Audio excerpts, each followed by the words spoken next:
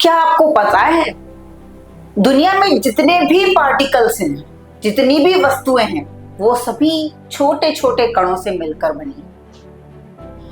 मैं आपकी chemistry teacher doctor Sangeeta Jain आज बताऊंगी डाल्टन का परमाणु सिद्धांत। चलिए, डाल्टन का परमाणु सिद्धांत क्या है?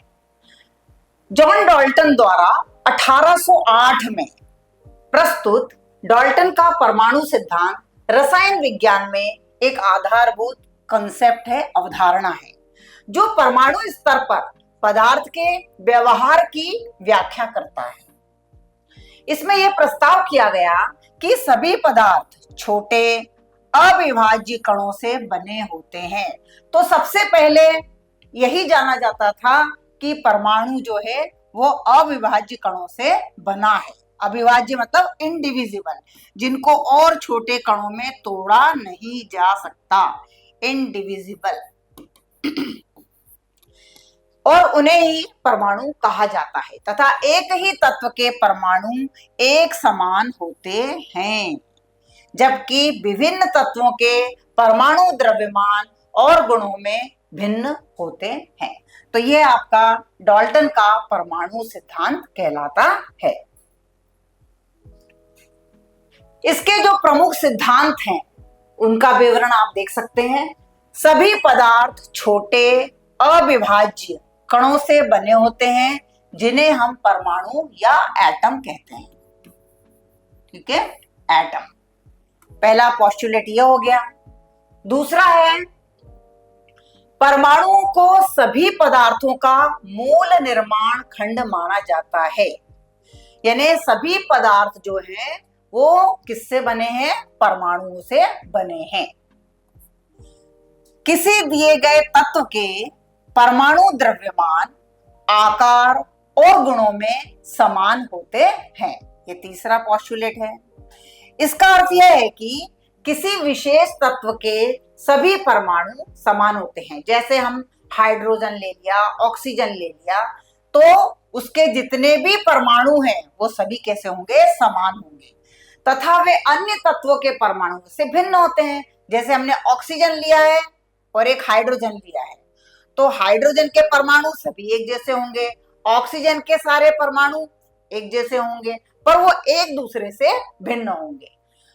परमाणुओं को ना तो बनाया जा सकता है और ना ही नष्ट किया जा सकता है। मतलब nor be created nor be destroyed. ये एक इंपॉर्टेंट पोस्टुलेट है। रासायनिक अभिक्रियाओं में परमाणुओं को पुनर्व्यवस्थित किया जाता है। पुनर्व्यवस्थित मतलब रीअरेंजमेंट। ठीक है, रीअरेंजमेंट, रीअरेंजमेंट।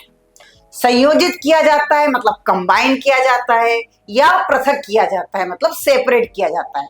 लेकिन इनका सृजन या विनाश नहीं होता।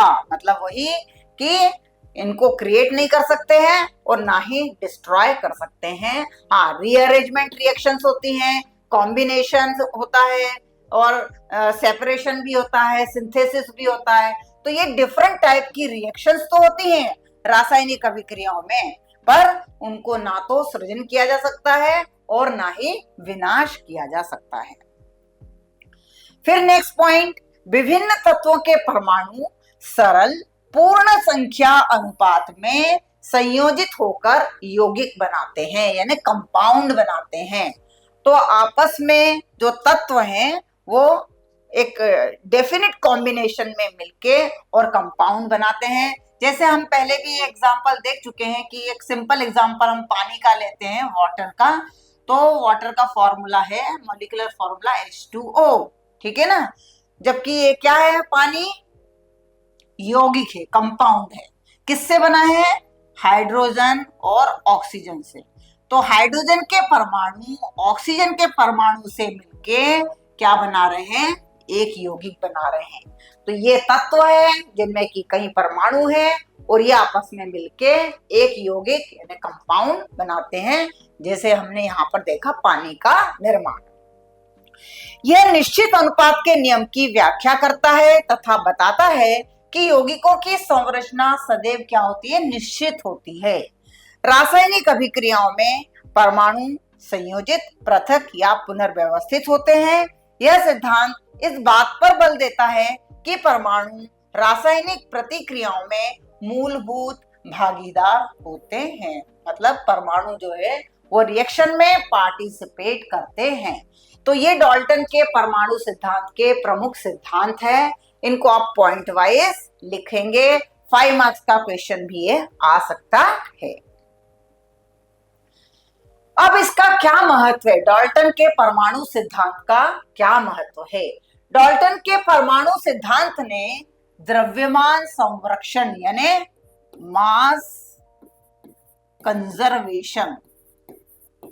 मास कंजर्वेशन, ठीक है, और निश्चित अनुपात के नियमों के लिए एक सरल और सुंदर व्याख्या प्रदान की, जिसे लेवोजिए और प्राउस्ट जैसे अन्य वैज्ञानिकों द्वारा स्थापित किया गया था।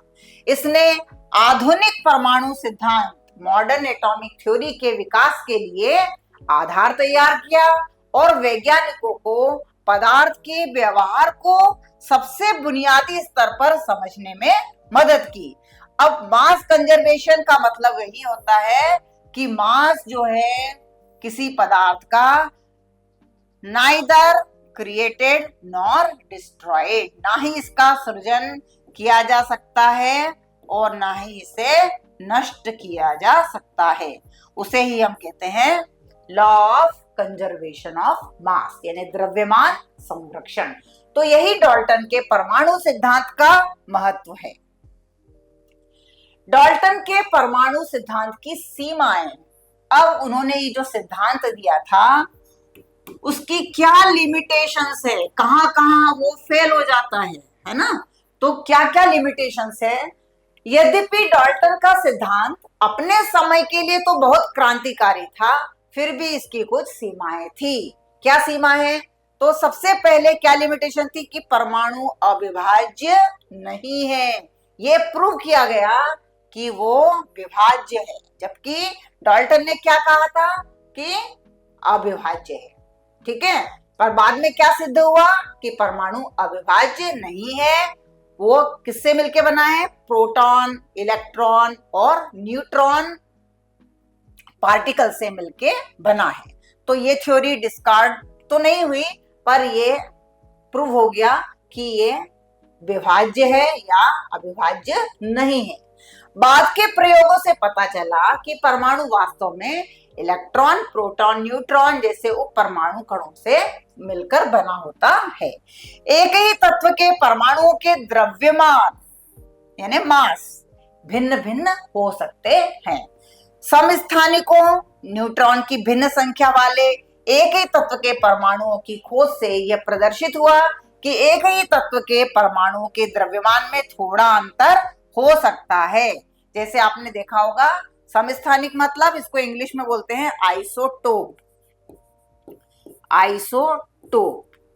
आइसोटोप का मतलब क्या होता है?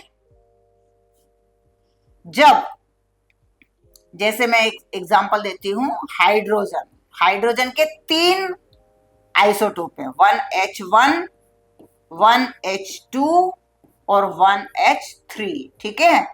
1H1 को हम क्या बोलते हैं? प्रोटियम।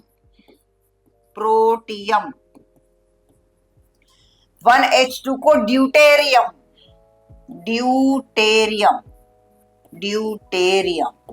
और 1H3 को बोलते हैं ट्राइटियम, ठीक है। तो हाइड्रोजन के ये 3 समस्थानिक हैं या आइसोटोप हैं। अब बताइए इसकी क्या डेफिनेशन हो सकती है? ऐसे कंपाउंड्स जिनका कि ये क्या है? Atomic number. ये क्या है? एटॉमिक नंबर, ठीक है। और जो राइट हैंड साइड में ऊपर जो लिखा रहता है ये क्या है? एटॉमिक मास, ठीक है। 1, 2 और 3, ठीक है।